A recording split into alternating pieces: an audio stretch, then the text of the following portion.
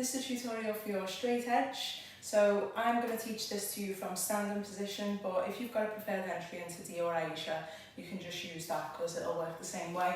But just before we go into it, we're just going to talk about the arms from standing. So obviously when we're standing, we're this way up. When we do the straight edge, we're going to do it the other way around. But what I want you to really think about before you even attempt to start doing this upside down is the pull and the push. So you've got the pull with the top arm and the push with the bottom arm.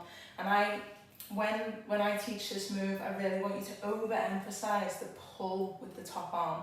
So I'll show you what that looks like when we go upside down now, and you can just have a little play with it, but you've always got the safety of your D to go back to. So that's where we're going from. We're going from that D position, and then we're taking the body up. So we'd be going from there, essentially, there, and then the legs travel away, and then that's where we're going to, but obviously the arms will be different upside down.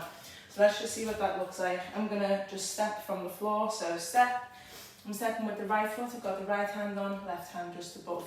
I'm going to lift, so you can start this upright like this, just lifting the knee, to then tip, get the heel over, make sure your top hand is in a comfortable position, then you take this bottom hand as wide as you can get it, and then you're going to tip everything forward to come up into a D position. So forwards, pull with that top arm, pushing with the bottom, and then what I'm going to do is really pull with the top arm to lift my body up, and then I'm going to take my feet off, and then down, right in the face. But that is all there is to a straight edge. So the more you think about your feet traveling up the pole, it's like they can just go up to go away.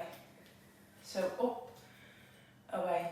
And obviously you've got that D to hold on to until you're ready to take those feet off, okay? So watch the video a few times and then have a little play with it.